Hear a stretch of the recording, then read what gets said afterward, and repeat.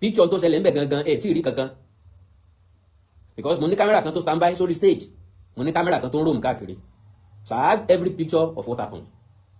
but unfortunately ibi tó ti ń drag mi yẹn kámẹ́rà mi ti síwájú already láti lọ pick àwọn aláàfin tó ń wọlé láti wájú so láti dá àwọn èèyàn tí wọ́n béèrè wípé kí ni mo lọ ṣe ń bẹ̀ lo and behold I was invited by His Royal Majesty Ọba Adékúnlé Oyèlúdé Makama Tẹ́gbọ̀sùn III. Olówú Kúta is my father and will always be my father. Sàṣà ní nǹkan tí wọ́n ń ṣe ní Kúta tí mi ò kí ń sábà sí ń bẹ̀. Bàbá will always invite me. Bàbá máa ń pè mí tó bá fẹ́ ṣe nǹkan. Àwọn kan sọ pé bóyá mi mọ̀ pé Aláàfin ń bọ̀ at least nígbà tí mo ti gbọ́ pé Aláàfin ń bọ̀ yẹn ó yẹ kí n kúrò ń bẹ̀. Ta ni idiot ilé yìí?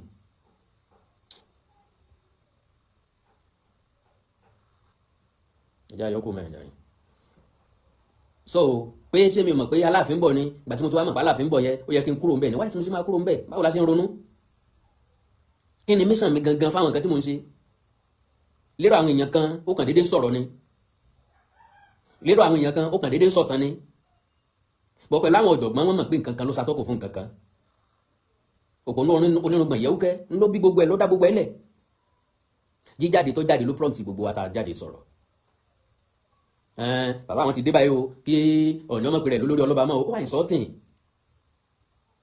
ọ̀sẹ̀ ń dáfẹ́ rúkàn tí ò ní bọ́mọ jẹ́ lóòótọ́ ńgbà tá a dẹ̀ fẹ́ bẹ̀rẹ̀ rẹ̀ mo sọ o kòkòkò báyìí láàrin fàdí tí o mọ́ràn o mo ní ń tẹ́ fẹ́ bẹ̀rẹ̀ yìí ọjà tẹ́ fẹ́ bẹ̀rẹ̀ iṣẹ́ ìlú náà tán mo ní because a ka ẹrú o inú ẹrú sì bàjẹ́ o àwọn tó ń tẹ̀lé mi mọ̀ wípé mo sọ bẹ́ẹ̀ láti bẹ̀rẹ̀ tó tó di pa bẹ̀rẹ̀ sí ní tẹsẹ̀ bọ́ wọ́n ní mo bú bàbá wa Aláàfin Ọ̀wọ́ Adé gbogbo ẹni tí ó fọwọ́ ẹ̀gbẹ́ àgbéyé ọmọ ẹ bá mi trace gbogbo fídíò tí mo ti ṣe sẹ́yìn níbi tẹ́ bá ti rí tí mo ti bú Aláàfin bẹ̀ ẹ bá ń yọ jáde ẹ bá mi gé síta bàbá Aláàfin sọ níbẹ̀ yẹn lánàá wípé àwọn ti mọ̀ mí ti pẹ́ and I said that ló jẹ́ kí n play record tí mo ṣe láti sọ wípé ẹ má jẹ́ kó bọ́ lọ́wọ́ Agúnlóyè o ẹ má jẹ́ kó bọ́ lọ́wọ́ Agúnlóyè o Ọ̀yọ́mèsì ẹ bá wa ṣe kó lè dá ohun tó tọ́ sí táyé tọ́ sí kan ìdè ibi òjò bí ẹ má jẹ́ kó fèsì ibì kan Agúnlóyè ọwọ́ adé lọ́yọ̀ làwọn fẹ́ ọmọ bíbí láwà ní agogo ìjà ní ìrẹ́jẹ ní fẹ́ bẹ̀rù ẹ̀yìn Ọ̀yọ́mèsì ládìgbòlùkọ́ ọwọ́ adé ló kàn ó where were you then èyí tẹ́ ń sọ̀rọ̀ ń bolẹ̀ wà ń gbà náà kílẹ̀ sọ́ ń gbà náà kílẹ̀ ṣe ń gbà náà ó túmọ̀ sí pé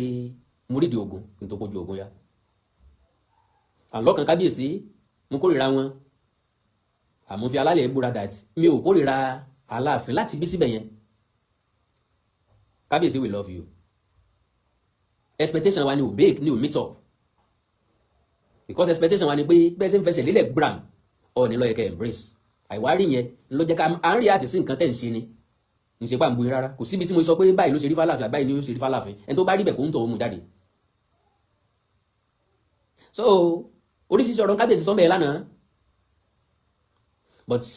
Yorùbá ní ẹni tó bá lówó ọ̀tẹ́rù ẹ jẹ́ ká gbà wípé ìwọ̀nba tí ó fi tan ná ń ló mú àwọn tí wọ́n fẹ́ ṣe kéta àwọn tí wọ́n fẹ́ sọ̀rọ̀ àwọn tó fẹ́ gèrè ọ̀rọ̀ àwọn tó fẹ́ make comment ìwọ̀nba tán máa lò ń bẹ̀ ni wọ́n mú wọ́n ti wá gbàgbé pé ara òkìtì ò sí dáwọlé ọ̀bọ torí pé ẹ̀sìn ló larí sísá ìran ọ̀bọ ló lòkìtì kó o tó tà kan ọ̀bọ ti tẹ bẹ̀lẹ́gbẹ̀ gbogbo sàní jòbì lẹ́rọ̀ bó bá kan tó yariwo mọ́ gbalé gboko òkìkí àsì kan gbogbo àdúgbò so ẹ jẹ́ òun bẹ̀rẹ̀ ní ṣíṣẹ̀ tẹ̀lé bó ṣe jẹ́ gan ẹni tó ń pè mí àwọn èèyàn sì ń pè mí náà ẹ má pè mí ẹjọ́ ẹ má ti pè mí ẹ má pè mí torí àdó jẹ́ kí n ṣe live mo fẹ́ kẹ́yìn èèyàn dá mi lẹ́bi lójú gbogbo ayé tí n bá jẹ̀bi ní tó jẹ́ kí n ṣe live nìyẹn now lórí ìbéèrè táwọn èèyàn kọ́kọ́ béèrè pé kí ni mo lọ ṣe ń bẹ̀ pé mo wá lọ kò yẹ kí n họ́nà irú ìpè bẹ́ẹ̀ sorry o bí bàbá mi Olówú Kúta bá tún pè mí lọ́la máa tún jẹ́ wọn o he has been my father for so long he has been there for me for so long ọ̀tọ̀ ní iṣẹ́ tí mo fẹ́ ṣe lánàá ọ̀tọ̀ níbi tí mo lọ lánàá and baba called me he always call me Abẹ́fẹ́ ọ̀rọ̀ hello Abẹ́fẹ́ ọ̀rọ̀ báwo ni mo ní kí n sọ wọn kan fún ẹ ní mo fẹ́ host Aláàfin lọ́la yóò dẹ̀ wù mí kọ́ wà ń bẹ̀ that is an honour who am I tá lè mi so kábíyèsí wá pè mí báwọn fẹ́ kí n wà ń bẹ̀ mi ò lè ró lẹ́ẹ̀mejì because mi nígbà tí mo fẹ́ bá láàfin jà mi ò rí lọ́kàn ara mi pé mò ń bá láàfin jà mi ò expect bá láàfin bá mi jà mi ò lè expect bẹ́ẹ̀ nìkan máa attack mi ń bẹ̀ mo expect pé ẹni tí ó mú mi lójú olówó kùtà ń tọ̀ ó múra but unfortunately bàbá ti wọlé gẹ́gẹ́ bí ẹni tó gbàlejò aláàfin ti tẹ̀lé wọn kí n wọlé ni wọ́n drag mi padà now kó tó dé stage yẹn sà but you said that ọba tí kò tí ì fi ìdíjókòó tí n bá sọ pé ọba tí kò tí ì fi ìdíjókòó nǹkan sọ́n ti wá fi ìdíjókòó ni sọ́n ti fi ìdíjókòó tí gbogbo àwọn ìṣẹ̀lẹ̀ yẹn fi ń ṣẹlẹ̀ so now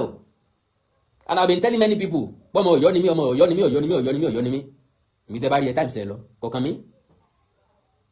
bẹ̀jẹ̀ ọ̀ràn mi yàn ní bẹ lára mi ìpadàbọ̀ ọ̀ràn mi yàn ní mí ńgbà tí mo máa ń sọ pé ńgbà tọ́rọ̀ wá dọ̀rọ̀ pé ó tù làwọn kan Yorùbá làwọn kan I tried to change it kó o ní padà bọ̀ ọ̀ràn mi yàn bọ̀ mo rí pé tí mo jọ nìyẹn kì í ṣe pé bóyá mo kàn déédéé wá orúkọ pic ní tí mo jọ nìyẹn àpáàrà ni so kí n má fàágùn rárá kí n má lo àmì fàágùn àwọn tí wọ́n àtáàkì mi àkọ́kọ́ ẹ̀tọ́ wọn ò ṣe bẹ́ẹ̀ rárá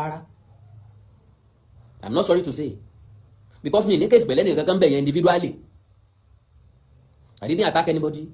I've not abused anybody individually kò sẹ́ni tí mo mọ̀ nínú wọn tí mo sọ pé orí ẹ ò pé orí ẹ dàrú orí ẹ bàjẹ́ ìgbàdógójì rò wá kò sí nǹkan kan tó ṣẹlẹ̀ láàrin wa ọba ò kì í mọ́kọrin if you have any case against me go to court of law legally anybody ò ní grace láti anybody ò ní agbára láti attack mi so àwọn tán attack mi yẹn ó jẹ́ kí n gbàgbọ́ wípé whatever tá a bá sọ lórí Arógunfálè èyí ò bá bọ́ ọba Ọ̀yọ́ Túnjí ń pè àmọ́ nǹkan tó ṣẹlẹ̀ ń bẹ̀ bóyá òótọ́ ni bóyá arọ ni ìṣẹ̀lẹ̀ tó ṣẹlẹ̀ sí mi lánàá jẹ́ kí n gbà pé lóòótọ́ ni wọ́n attack Arógunfálè because wọ́n jẹ́ kó yé mi ń bẹ̀ pé tí ìbá ṣe kó dúpọ̀ ń bẹ̀ tí ìbá ṣe báwọn yẹn pọ̀ ń bẹ̀ ìkan náà àwọn fìjìláńtì tó bá láàfin wa ń lọ sọ yẹn ó túmọ̀ sí pé tí o bá ṣe kó dúpọ̀ mẹ́ yóò yè mí mọ́ wọ́n wọ́ mi bá ń lọ mú bẹ́ẹ̀ tì mí wá mú bẹ́ẹ̀ tì mí wá wà lórí rẹ̀ lọ mú bẹ́ẹ̀ tì mí wá wọ́n wọ́ mi to the extent pé bí bẹ́ẹ̀ tì mí ṣe strong tó ní orí ẹ̀ já kúrò kí dẹ̀ ló dé tó fi rí bẹ́ẹ̀ ọba kan nínú àwọn tó tẹ̀lé Aláàfin wa ló fà á wọ́n ti ń rojọ́ bọ̀ pé wọ́n gbọ́dọ̀ jẹ́ kí n wọlé àwọn jẹ́ kó wọlé o kò gbọ́dọ̀ wọlé o I was like kí mo ṣe tí mo rà lọ́wọ́ yín tẹ̀lé ní mi gbọ́dọ̀ wọlé olélẹ̀ orí bẹ́ẹ̀ tí mi dádànù níbi tán ti ń drag mi so wọ́n ń wọ́ mi mo rí pé ẹ̀rí kékeré ń bẹ̀ but like I said mi ò hold any one of them lẹ́ni excuse because tẹ bá wẹ̀yìn tẹ wájú ọ̀rọ̀ yìí dáadáa mo fẹ́ kẹ́ ẹ mú ẹ̀bí fún mi bí kàbárò jẹ́ ìkàkọ́ ni yóò dá sí mi mo dọ́rọ̀ ilẹ̀ nígbà tó bọ̀rọ̀ ìbẹ̀rẹ̀ ipa wo ni mo kó ǹjẹ́ mo bú bàbá wa láàfin ní tí mo rí lọ́yọ̀ọ́ ni mo sọ kì í ṣe ìbú ń tó ṣẹlẹ̀ ní Ìbàdàn sójú gbogbo wa kì í ṣe ìbú ń tó ṣẹlẹ̀ ní Sókótó everybody lórí èmi nìkan kọ́ ni mo reflect lórí ẹ̀ majority èèyàn ló reflect lórí ẹ̀ tábà fi sọ wípé ń kọjá àyè lélẹ́yìí ń kọjá àyè lélẹ́yìí ń kọjá àyè lélẹ́yìí do you know pé wọ́n fẹ́ nà mí lóògùn bẹ́ẹ̀ nínú ilé security tán mú mi rán lọ́gbẹ́ because n tí ò jẹ́ kí n ní ẹ̀p kẹ́nìkan kó ràn mí lọ́wọ́ ni pé àwọn tó ṣẹ́kù lẹ́yìn ọmọ Ọ̀yọ́ ni wọ́n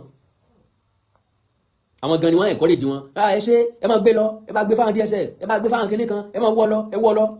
ẹ lọ gbé síbi kẹ lọ tọ́jú ẹ̀ síbi kan kò gbọ́dọ̀ wọlé ẹ gbọ́dọ̀ jẹ́ kó wọlé mo nígbàgbọ́ wípé ẹ̀yin náà ń gbọ́ díẹ̀díẹ̀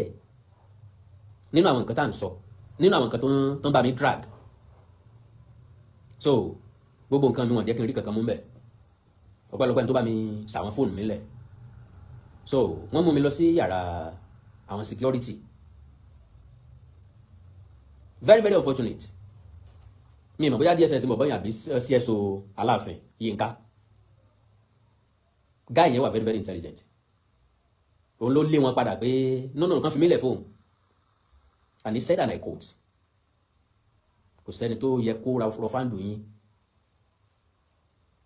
kò sí nǹkan tí mo fẹ́ ṣe pẹ̀lú yín o I just want to have some words with you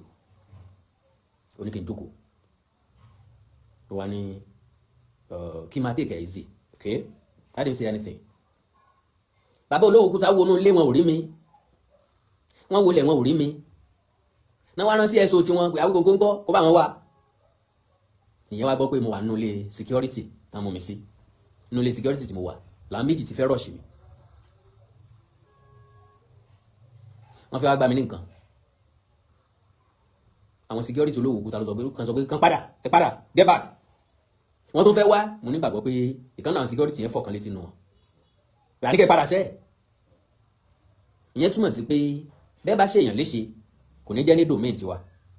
because anybody tó wà níbi ọrùn wa ni wọ́n wà. kò dẹ̀ sí bá ṣe péré ajá tá ní péré kòkò sí nǹkan tí ó ṣẹlẹ̀ tá ní dárúkọ olówó òkúta.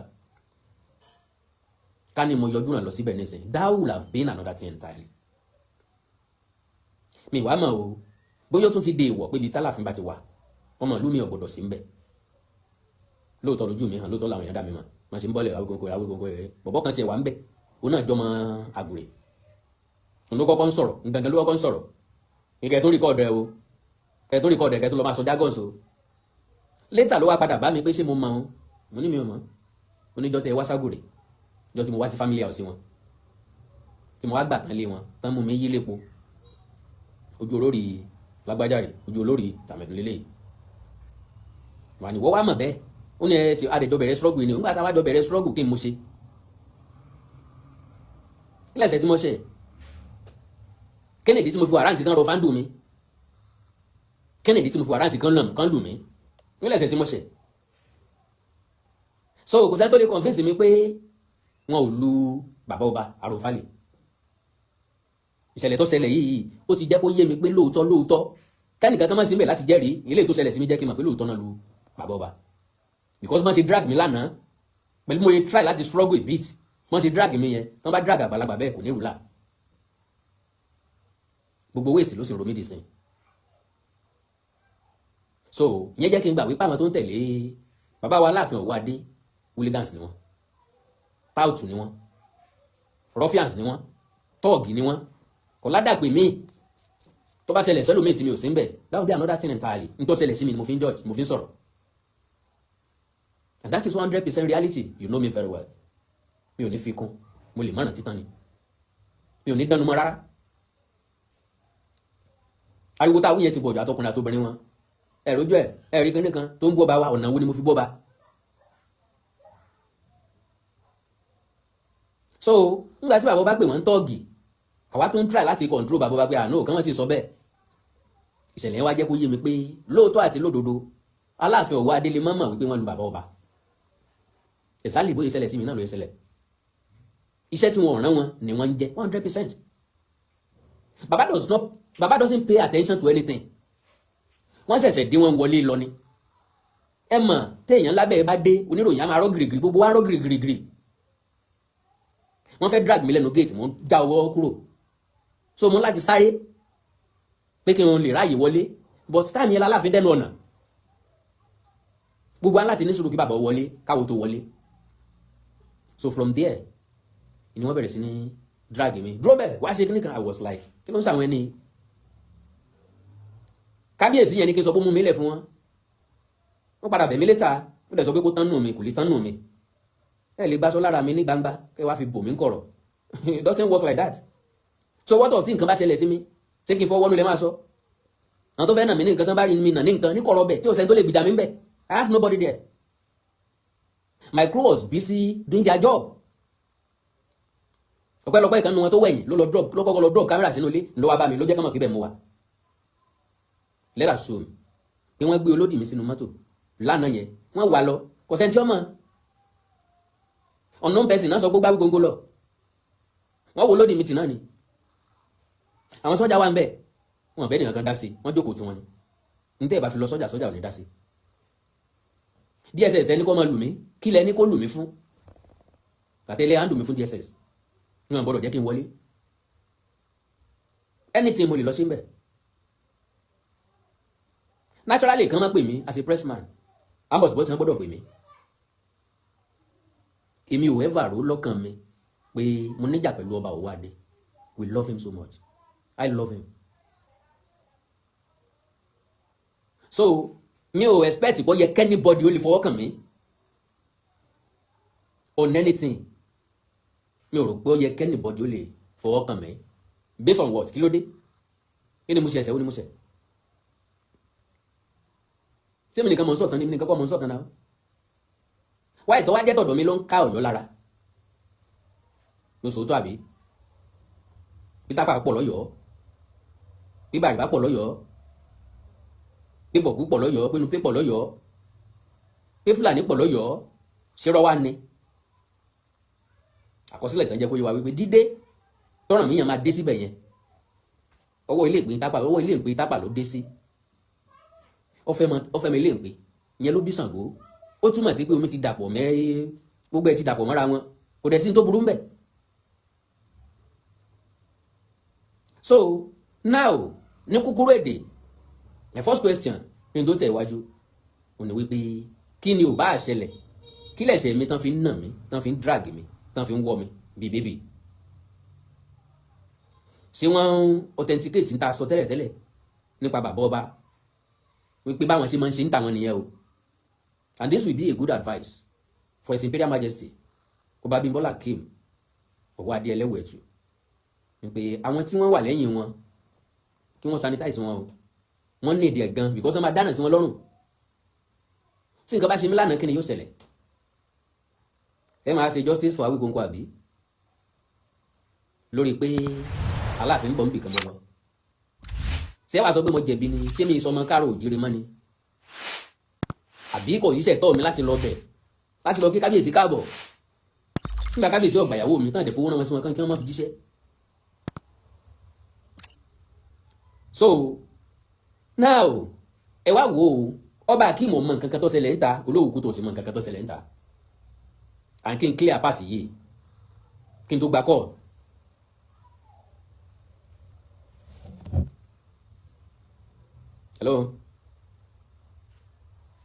Hello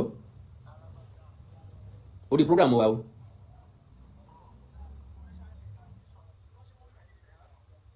wọ́n drag mi wọ́n wọ́ mi ok